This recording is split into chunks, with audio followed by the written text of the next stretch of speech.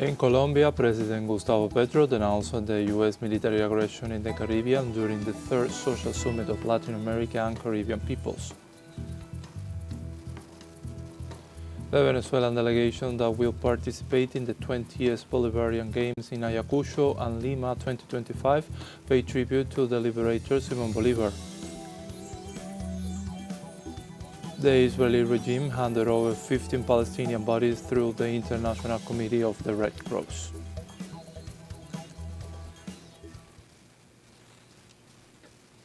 Hello and welcome to From the South, from the headquarters of teleSUR English in Havana, Cuba. My name is Pablo Micheliche. We begin with the news.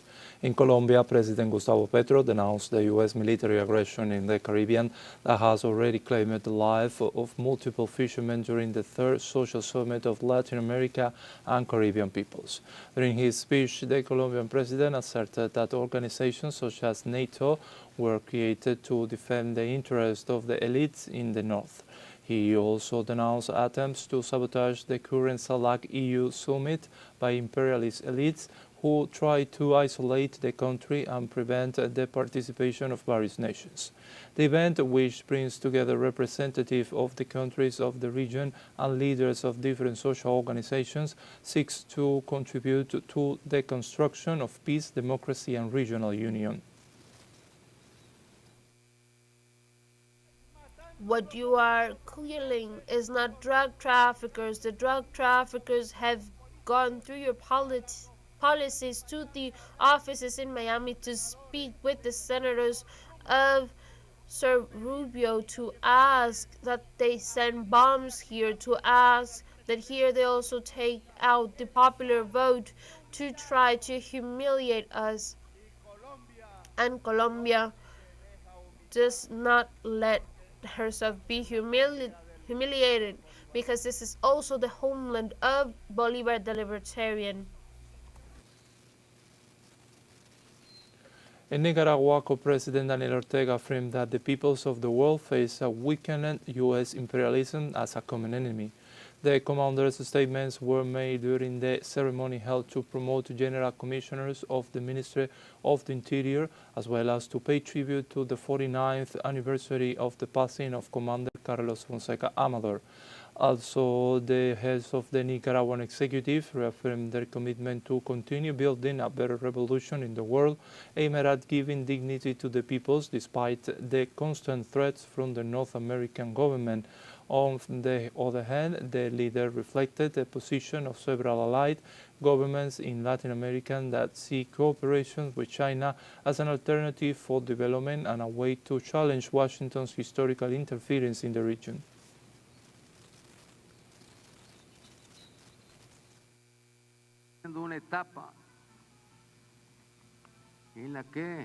We are witnessing a period in which it has become an enemy, no matter how much military power it had.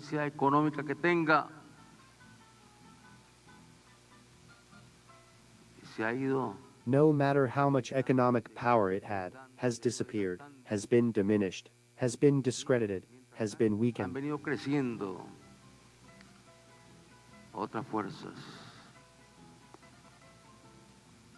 And in the meantime, other forces have been growing, and among these forces, the People's Republic of China stands out. La República Popular China.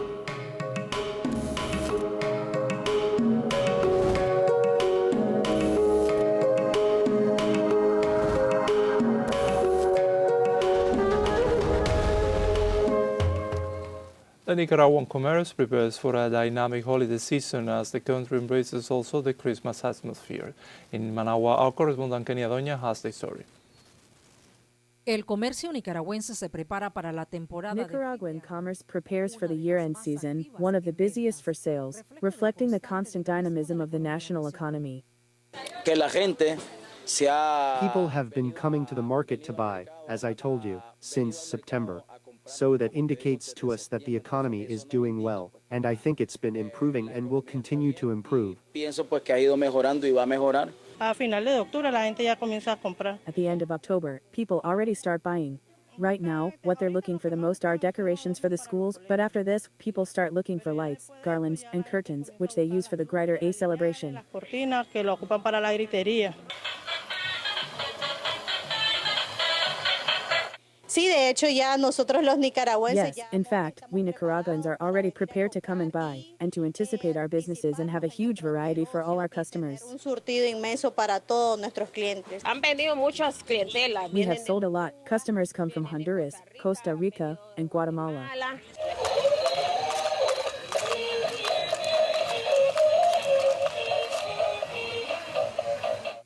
Según el Banco Central de Nicaragua, According to the Central Bank of Nicaragua, the economy is expected to maintain steady growth between 3% and 4% throughout 2025. The commercial sector projects sales of $158 million in the last quarter of the year, a figure that reflects confidence and the strengthening of economic activity, driven by the efforts of Nicaraguan entrepreneurs and merchants. de los emprendedores y comerciantes de Nicaragua.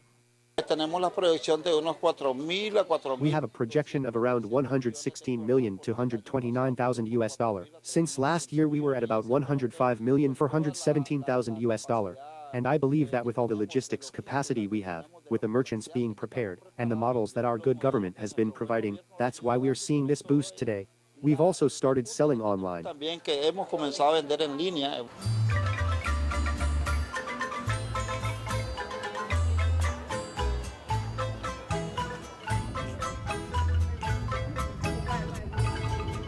A la par del dinamismo económico que vive. Alongside the economic dynamism in Nicaragua, the country has been illuminated with a Christmas atmosphere. Families are enjoying the decorations in spaces filled with love, unity, and hope. Unidades y esperanzas. Sí, bastantes cosas nuevas de hecho. Yes, there are quite a few new things, in fact, and everything is really beautiful. This transmits peace, joy. Yes, peace, joy, and well, those who enjoy it are the ones who matter. Ellos son lo importante lo que lo disfrutan. De felicidad, Navidad. Happiness, Christmas. You can already feel the Christmas spirit. It feels good, prosperous, and blessed. The peace that only our good government has given us. Solo nuestro buen gobierno nos ha dado. En esta temporada de alto dinamismo In this económico, season of high economic dynamism and Christmas spirit, Nicaraguans reaffirm their desire to continue living in joy and peace, strengthening the bonds of unity and hope that characterize families across the country. el país. Kenia Doña, teleSUR, Nicaragua. And now we have a short break coming up, but first remember you can join us on TikTok at teleSUR English, where you will find news in different formats, news update, and much more. We will be right back. Stay with us.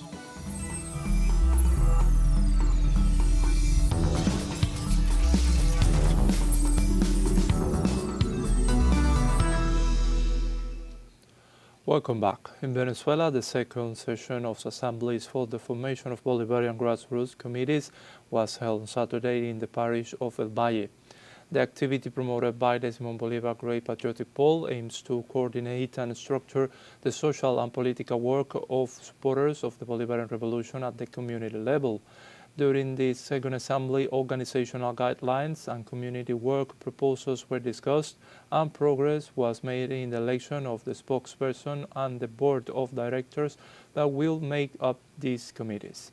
Also, after the second round of assemblies, the formal installation of the committees is expected to be finalized.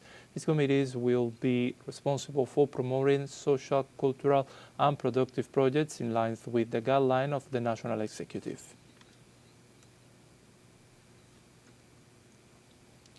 Also in Caracas, the Venezuelan delegation that will participate in the 20th Bolivarian Games in Ayacucho and Lima 2025 paid tribute to the liberator Simon Bolivar.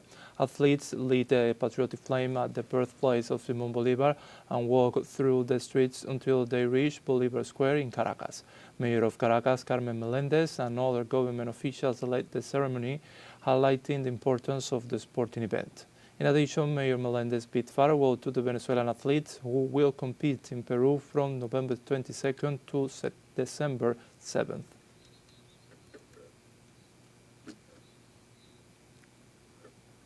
The Cuban Health Ministry praised the scientific quality of the country's endocrinologists at the closing of the Cuban Diabetes Congress.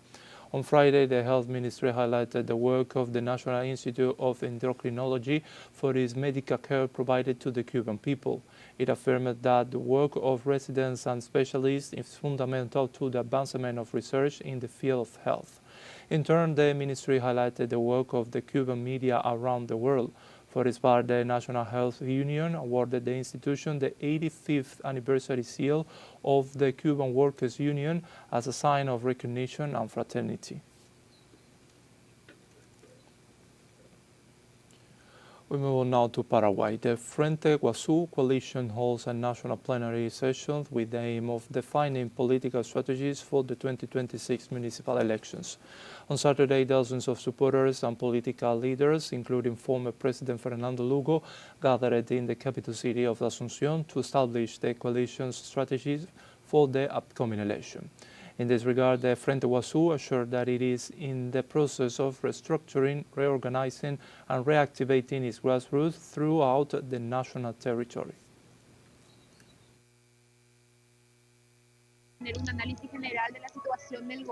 To have a general analysis of the government's situation and the engagement we can carry out as a social movement and political parties. The second objective is the rearticulation process that we have been carrying out in different bases of the front in the different departments, and to clarify the strategy and articulation of social movements and political parties. The third objective has to do with 2026 and our electoral strategy for the municipal elections, how we, as the One Guazú Front, are going to unify our forces and open the debate against other political forces. In Bolivia, Rodrigo Paz was sworn in as the new president of the country. The ceremony was held in the Plurinational Legislative Assembly and marked a new era in Bolivian politics under the leadership of right-wing sectors. The event was attended by several leaders of the Latin American right, including Ecuadorian President Daniel Noboa and Argentine President Javier Milei. Rodrigo Paz became president of Bolivia after winning 54.6% of the vote against conservative Jorge Tuto Quiroga in the runoff election held on October 20th.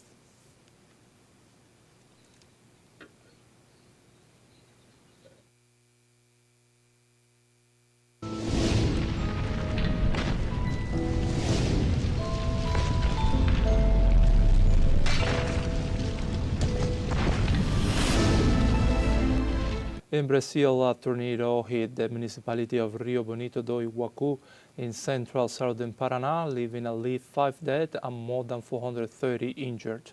The Weather Service reported that winds between 180 and 250 kilometers per hour caused trees to fall, destroying homes, vehicles, and local infrastructure. Civil defense authorities report that 30 of the injured are in moderate to serious condition, while more than 100 suffering minor injuries. For its part, the national government mobilized humanitarian aid teams and deployed a rescue operation in addition to state security forces to monitor the area and accompany affected families.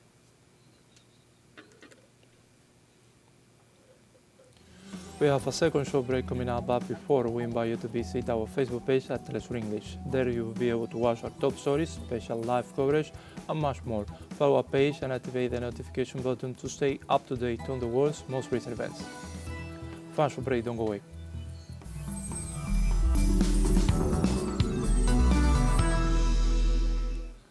Welcome back. Thousands of people gathered in the center of Barcelona, Spain, to protest on the 50th anniversary of the invasion of Morocco, which led to the exile of the Sahrawi people. Social and trade union organizations are promoting this rally in support of the Sahrawi people who were once imprisoned and displaced from their territory. It is also an opportunity to urge the Spanish government to promote initiatives that will achieve a just resolution for this community. In the protest, participants carry flags, banners, and slogans calling for a change that leads to independence in Morocco.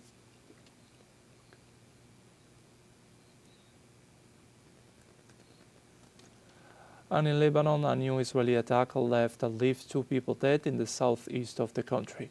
According to reports, the Zionist army carried out airstrikes against several civilian areas, injuring several people.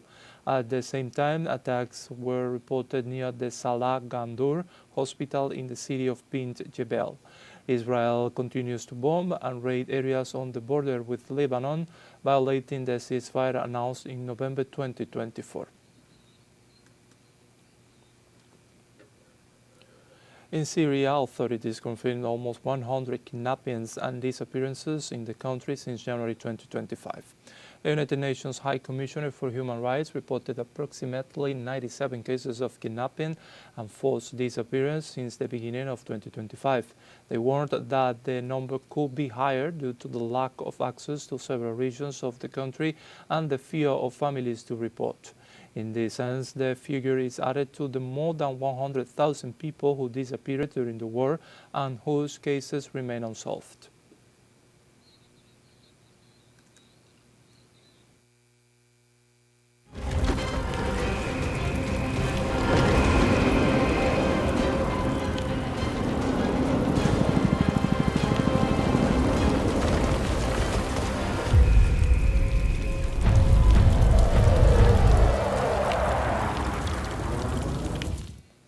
The Israeli regime handed over 15 Palestinian bodies through the International Committee of the Red Cross.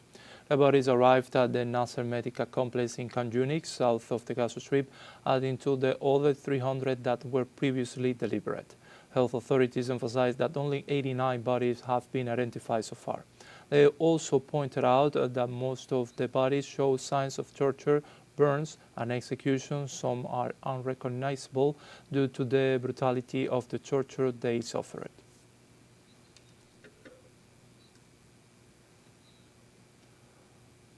Palestine warns that 1 in 5 Gazan children have not received essential vaccines.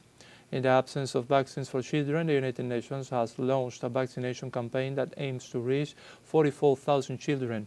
In turn, 24 health centers and medical points will be established throughout the Gaza Strip to strengthen medical care for children under 18.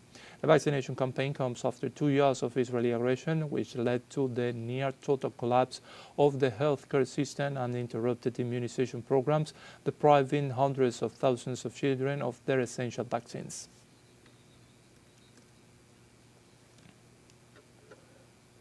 We change topic. The 12th China Central Asia Cooperation Forum was held in Urumqi in northwest China, where China and the 5 member countries, Kazakhstan, Kyrgyzstan, Tajikistan, Uzbekistan and Turkmenistan, met to strengthen economic, educational and cultural cooperation in the region. Our correspondent Bruno Falsi is in Urumqi to bring you more details. The 12th China Central Asia Cooperation Forum was held in the capital of Xinjiang, a strategic region bordering the 5 member countries of this organization. Representatives from governments, business and universities met to strengthen regional cooperation. The forum is very significant in terms of the relations between the China and the Central Asian countries, as I'm also from Turkmenistan, as a Central Asian country. This is a great platform to build momentum, to enhance this regional cooperation in the field of also which aligns with our priorities, our CAREC Institute priorities, and I hope the platform, China Central Asia platform, will incentivize more dynamic to the relations of the countries. Kazakhstan is an example of regional cooperation.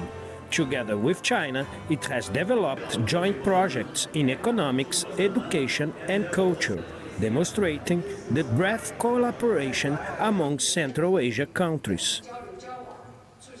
All countries in this region are very close partners, and especially Kazakhstan and Central Asia. Kazakhstan and China share a very long border, and we've been working together in the many areas. Mostly, I would say this relationship and cooperation was economic. In the areas of economic development, but now also I can see more and more projects that are in the areas of, for example, research, education, student exchange, but also culture and other areas. Xinjiang has become a central hub for cooperation, with over 1 billion in joint investments and more than 50 industrial and technological parks, facilitating cultural and economic exchange with neighboring countries. In recent years, Xinjiang is more opening to the world, to the whole world, and we welcome all the foreign friends, foreign organizations, all the people of all walks of lives to come to Xinjiang and to see Xinjiang in person. And I think the hosting of this forum plays a very important role in inviting all of the people from Central Asia countries for them to see opportunities to cooperate in businesses, in trading, in cultural exchanges. The forum also includes sub-forums on trade, education, poverty reduction and women's issues, reaffirming the intention to build closer and more multifaceted cooperation between China and Central Asia countries. Bruno Falsi, Urumqi, China, for teleSUR. With that story, we have come to the end of this news brief, but remember you can find these and many other stories on our website at telesurenglish.net, and you can also join us on social media. We are on Facebook, X, Instagram, Telegram and TikTok. For teleSUR English, my name is Pablo Micheliche. Thank you for watching.